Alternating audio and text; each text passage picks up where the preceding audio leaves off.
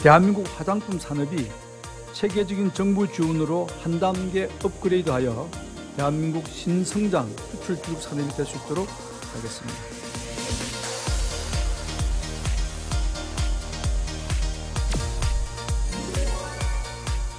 지난주 정부가 K-뷰티 미래 화장품 산업 육성 방안을 발표하고 2022년까지 세계 3대 화장품 수출 국가로 도약한다는 목표를 제시했습니다. 모두순 보건복지부 의료기기 화장품 산업 TF 팀장과 함께 관련 내용과 기대 효과 살펴봅니다. 안녕하세요. 안녕하세요. 네. 이제 한류 바람이 화장품 산업 업계에도 불고 있습니다. 한국의 화장품 그리고 화장법을 의미하는 게 바로 K-뷰티라고 부르는데 지금 전 세계에서 어느 정도 인지도를 가지고 있나요? 네, 말씀하신 것처럼 K-뷰티는 현재 혁신적인 제품으로 세계에서 지금 글로벌하게 나가고 있는데요. 현재 세계 수출 순위로서 지금 프랑스, 미국, 독일에 이어서 세계 4위를 현재 우리가 하고 있습니다. 네. 특히 아시는 것처럼 뭐 비비크림이라던가 에어쿠션, 마스크팩들이 우리나라의 주요 제품들이라고 할 수 있고요. 특히 우리나라 같은 경우는 이런 제품들을 사용하는 소비자들이 굉장히 트렌드하게 제품들에 대한 피드백이 이루어질 수 있고, 그리고 이 화장품을 제조하는 세계적인 기업들, 그러니까 ODM 기업이라고 하는데요. 거기 중에 1위와 3위가 현재 대한민국 제조사들입니다. 그런 경쟁력도 갖고 있고, 특히 최근에는 K-팝 등 한류의 영향으로 인해서 한국 화장품에 대한 관심과 그리고 그런 기대들이 높아지고 있는 상황입니다. 네, 지금은 그러니까 4위 국가인데, 자, 주요 국가별로 우리나라 화장품 수출 현황을 좀 살펴보면요. 중국이 42.4%로 가장 높은 1위를 차지하고 있습니다. 이에 대해서 좀 자세히 설명해 주실까요? 예, 기본적으로 화장품 시장은 중국 시장이 많이 큽니다. 그래서 네. 세계적인 브랜드들도 이제 중국 시장을 노리고 있는데요. 우리나라 같은 경우도 이제 중국 그리고 홍콩을 합쳐서 중화권이라고 표현을 하는데, 이 부분이 현재 지금 60% 이상을 차지하고 있습니다. 그래서 당연히 주력 시장으로 이제 중국을 보고 있는데, 다만 최근에 들어서 이제 중국 시장에서 좀 변화가 나타나고 있습니다.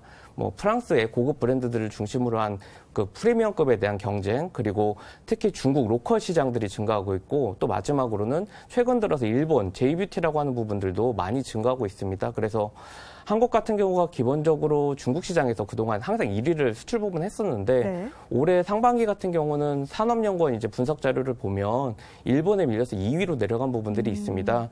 이미 우리나라 화장품이 잘 나가고 경쟁력이 있지만, 이런 위기들을 사전에 조금 빨리 캐치를 해서 종합적인 대책으로서 우리나라 화장품 산업을 한 단계 더 업그레이드 해가는 게 이번 대책의 큰 의미라고 말씀드리겠습니다. 네. 그렇지만 이제 뭐 CG를 봐서도 그렇고 상당히 우리가 좀 높은 비중을 차지하고 있잖아요. 때문에 이미 잘하고 있는데 왜 굳이 지원이 더 필요할까? 이런 우려도 좀 궁금증도 생기는데요. 그 이유가 뭘까요? 네, 말씀하신 것처럼 지금 기본적으로 중국 시장에서도 잘 나가고 우리나라 수출이 계속 잘 나가고 있는 건 맞습니다. 근데 제가 아까 잠깐 설명드렸지만 올해 상반기 때 일본한테 이제 1위를 내주는 것처럼 산업의 트렌드라는 게 변하고 있습니다. 특히 화장품 시장이라는 거는 아시지만 트렌드한 부분이 굉장히 크기 때문에 네. 이런 변화에 제대로 적극적으로 빨리 대응하지 않는다면 분명히 이거는 또 우리한테 위기로 다가갈 수 있는 부분들이 있고, 저희가 이번 대책을 준비하면서 업계랑 굉장히 많은 소통을 했었습니다. 업계에서 겉으로 보이는 수치들에 대한 기대감도 있지만 그 밑에는 이 산업의 기반에 대한 걱정들이 있었습니다.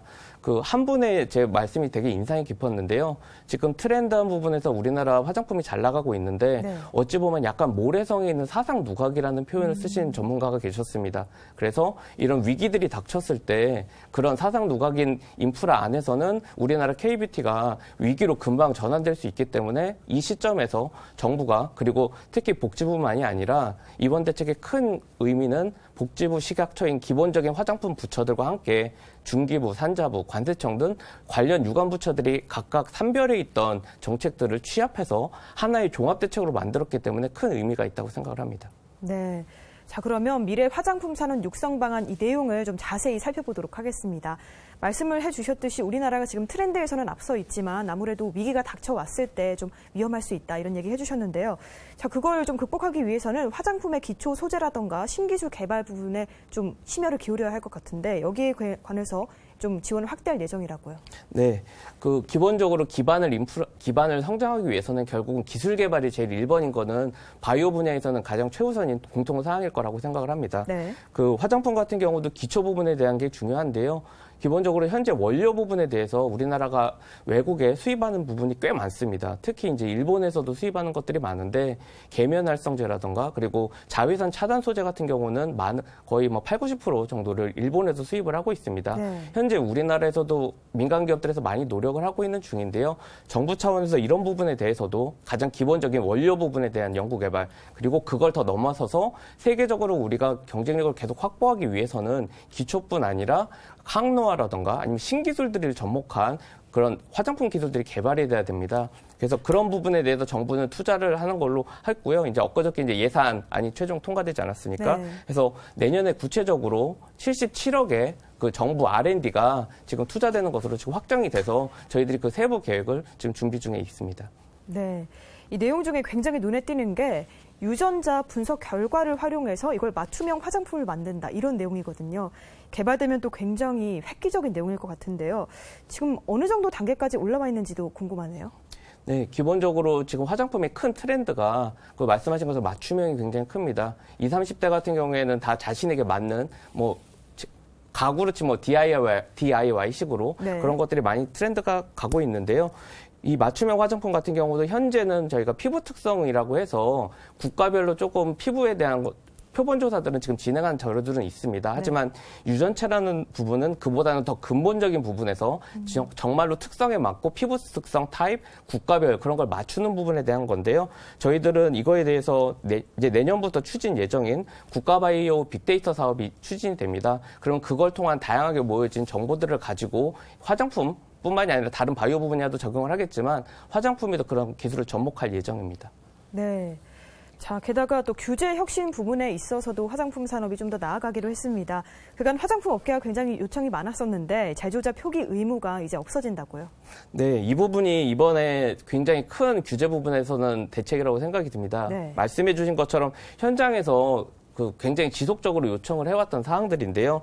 이 부분이 왜 문제가 되느냐를 보면 우리나라는 지금 현재 큰 대기업들도 있지만 화장품 기업의 대부분은 이제 중소업체들입니다. 근데 중소업체들이 가급적이면 자신의 중소 브랜드들을 계속 성장시키는 게 굉장히 중요한데 이 제조자 표기가 갖고 있는 장점도 있었지만 한계점 부분인 게 이런 중소 브랜드들이 자신의 수출 활로를 뚫었었을 때 이런 제조자의 를 밝힘으로 인해서 실질적인 그런 수출 라인이 끊기거나 아니면 경쟁력 약화, 더 나아가서는 기술 유출까지도 이어질 수 있는 염려들이 있었습니다. 그래서 지속적으로 중소 브랜드 쪽에서 요청을 했었고 이번에 저희들이 현장 의견을 많이 수렴하면서 이 부분만큼은 이번 대책에서 그 업체들이 실질적으로 정부 차원에서 지원이 갈 수 있다는 시그널을 확실히 받을 수 있도록 대책에서 포함을 해서 관련된 법령을 개정하는 걸 추진 중에 있습니다.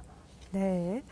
앞서 이야기를 나눴던 이 맞춤형 화장품에 대해서 조금 더 이야기를 나눠보면요. 조제관리사 제도가 도입된다고 들었는데 사실 좀 낯선 이야기거든요. 조제관리사란 어떤 제도고 또 어떤 효과를 기대하십니까? 우선적으로 맞춤형 화장품 제도를 설명을 드려야 될 것 같은데요. 네. 맞춤형 화장품 제도 같은 경우는 현재 아마 보통 백화점 같은 데 가면 1층에서 기존 기성품들이 아마 전시돼서 그걸 아마 자신의 일정 부분 맞는 부분을 사실 겁니다. 그렇죠. 그런데 맞춤형 화장품 제도는 이제 최근에 몇몇 이제 샵에서도 이루어지고 있는데 피부 측정을 한 다음에 그 피부 타입에 맞춰서 거기 있는 화장품 원료들을 섞어서 직접 소분 혼합해가지고 만들어서 그거를 개인에게 드리는 부분입니다. 네. 근데 이 부분을 하는 데 있어서 아시지만 화장품 같은 경우도 우리가 인체에 직접 바르는 거기 때문에 안전성이라든가 전문성이 굉장히 중요한 부분입니다. 그래서 이 맞춤형 화장품 제도 도입과 함께 이거를 전문적으로 다룰 수 있는 분들을 저희가 조제관리사라고 하는 제도로 하고요. 네. 이 부분 같은 경우도 내년 3월에 같이 진행이 되는데 국가 자격으로 해서 전문성과 그리고 실력에 대해서 개런티를 할 수 있도록 할 거고 특히 이 부분은 일자리 창출에 대해서도 굉장히 큰 의미가 있을 것 같습니다. 저희가 이제 내년에도 시작하지만 롱텀으로 봤을 때는 5,000명 이상의 신규 일자리 부분에 대한 도움도 될 것 같습니다. 네. 한편으로는 이렇게 잘 만든 우리 국내 화장품을 외국에서 모방하는 사례에 대한 우려도 있는 게 현실입니다. 뭐 외국에서는 버젓이 백화점에 모방 화장품이 있기도 하고요. 현재 좀 어떤 문제가 있는지 짚어주실까요? 말씀하신 것처럼 K뷰티가 워낙 잘 나가다 보니까 외국에서 이런 거를 소위 짝퉁이라고 하죠. 짝퉁 네. 제품들이 많이 나오고 있습니다. 근데 이 짝퉁 제품이 갖고 있는 가장 큰 문제점은 결국 K뷰티에 대한 신뢰성을 이제 떨어뜨리는 게 가장 큰 문제점입니다. 그 몇몇 언론에서도 미리 이거에 대해서 리포팅이 나온 적이 있는데 뭐 말 그대로 맞춤법도 제대로 안 된 한글 용어 사용이라든가 그리고 네. 출처를 알 수 없는 원료들이 사용되고 그것들을 통해서 결국 우리한테 K뷰티에 대한 신뢰성이 떨어지는 게 굉장히 큰 문제이기 때문에 이 부분도 저희들이 그 이번 대책에서 범정부적으로 좀 많이 준비를 했고요. 특허청, 외교부 등 관계부처들이 특히 신경을 쓰고 있습니다. 얼마 전에 국내에 이런 소위 짝퉁 기업들을 한국에서 하고 있는 법인들, 한류 편승 기업들에 대해서 법인 해산 조치가 이루어졌고요. 네. 이제 그런 아마 동남아 쪽이 좀 이런 게 많습니다. 그래서 동남아 쪽에 현지 실태 조사 그리고 지속적으로 그 나라들에 있는 소비자 그리고 기업들에도 제대로 된 한국 제품들은 이런 것들이고 이런 루트를 통해서 살 수 있는 부분에 대한 안내 등도 강화해 나갈 예정입니다. 네. 자, 그리고 이 한류 바람은 사실 아세안에서도 굉장히 거세게 불고 있는데요. 우리 신남방 정책과 이런 화장품 산업을 연계할 수도 있을 것 같습니다. 앞으로 이 신남방 시장 개척 과제를 어떻게 보시는지요? 굉장히 중요한 부분이고요. 이게 저희들이 대책을 12월 5일 날 발표를 했습니다. 근데 그 바로 전주에 한 아세안 정상회담 때 K뷰티 페스티벌이 열렸었습니다. 네. 중기부랑 저희 복지부랑 같이 해서 그 이벤트를 열었었는데요. 그때 저희 영부인님 포함 이제 아시아 국가 영부인님들께서 오셔서 네. 현장을 보셨었습니다.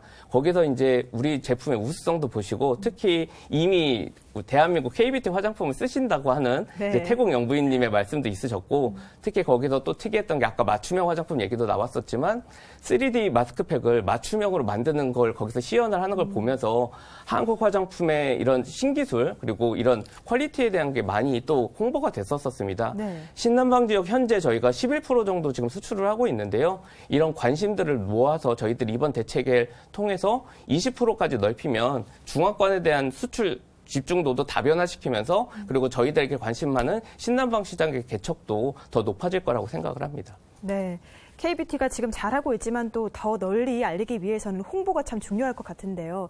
자, 지금 뭐 팝업 부스라던가 해외에 홍보할 계획은 어떤 게 있나요? 기본적으로 이 부분에 대해서는 저희가 안 해왔던 건 아니고요. 이번 대책도 고도화 부분들이 있습니다. 네. 올해 같은 경우에는 저희가 팝업 부스를 총 4군데서 했었습니다. 말레이시아, 폴란드, 러시아, 그리고 아랍에미리트 4군데서 했었고요.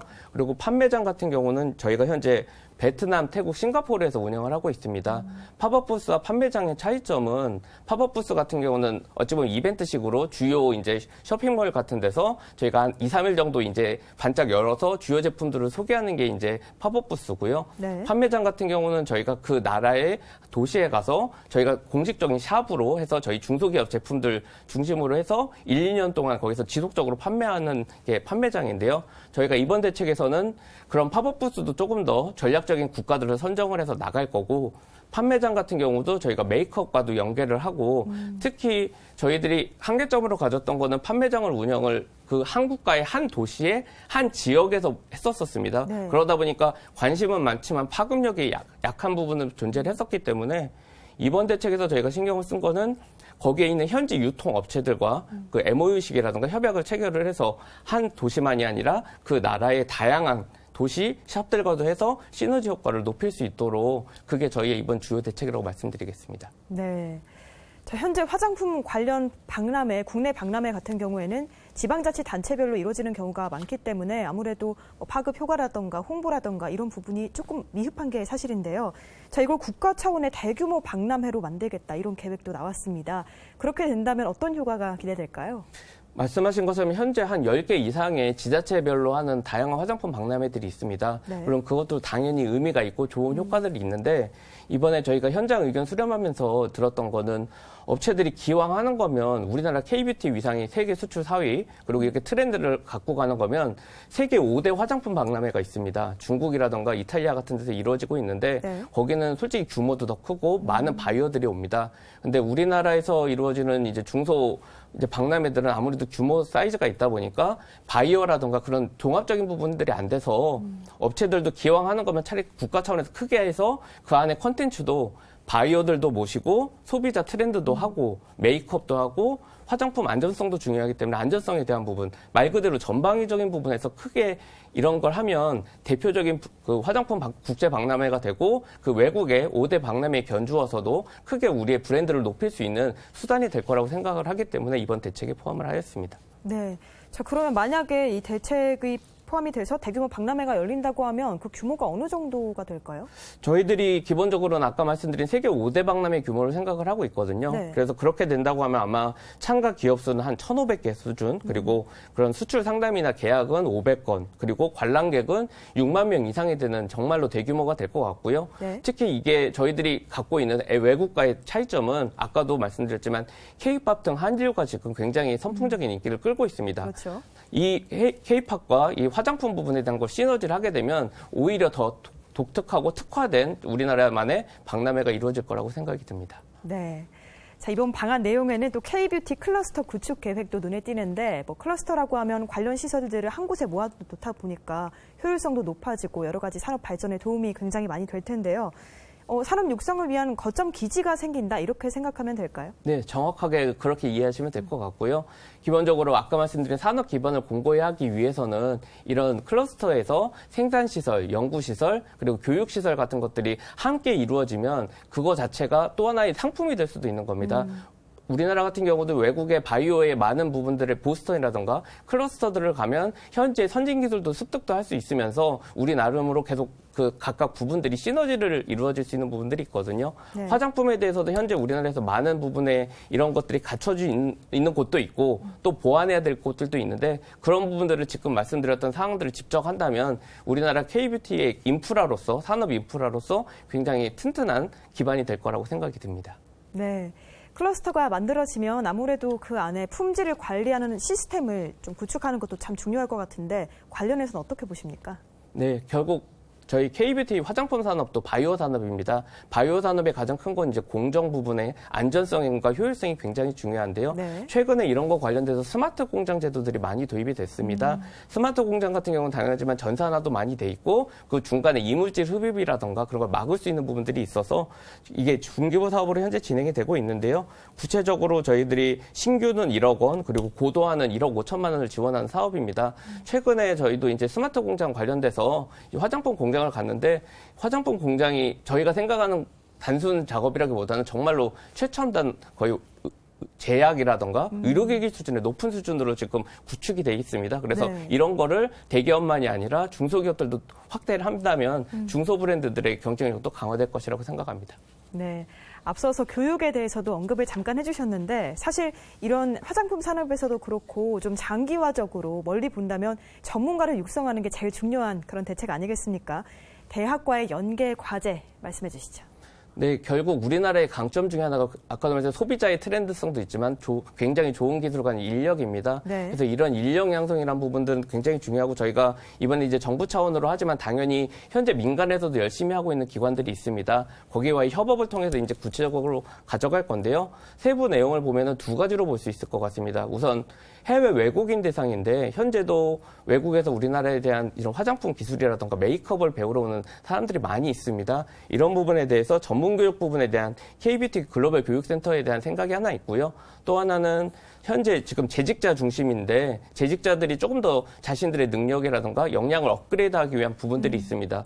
저희가 이번에 조사를 해봤을 때는 그런 분들이 원하는 수요 높은 과정들은 생산 품질, 마케팅, 인허가 부분들이 있습니다. 해서 네. 이런 거에 대한 교육도 저희들이 이런 인재 양성 프로그램에 포함을 시킬 예정입니다. 네. 자, 그러면 미래 K-뷰티 산업이 앞으로 나아갈 점에 대해서 한마디 해주시죠. 네, 이번에 저희들이 대책 솔직히 준비하면서 업계 의견을 되게 많이 들었습니다.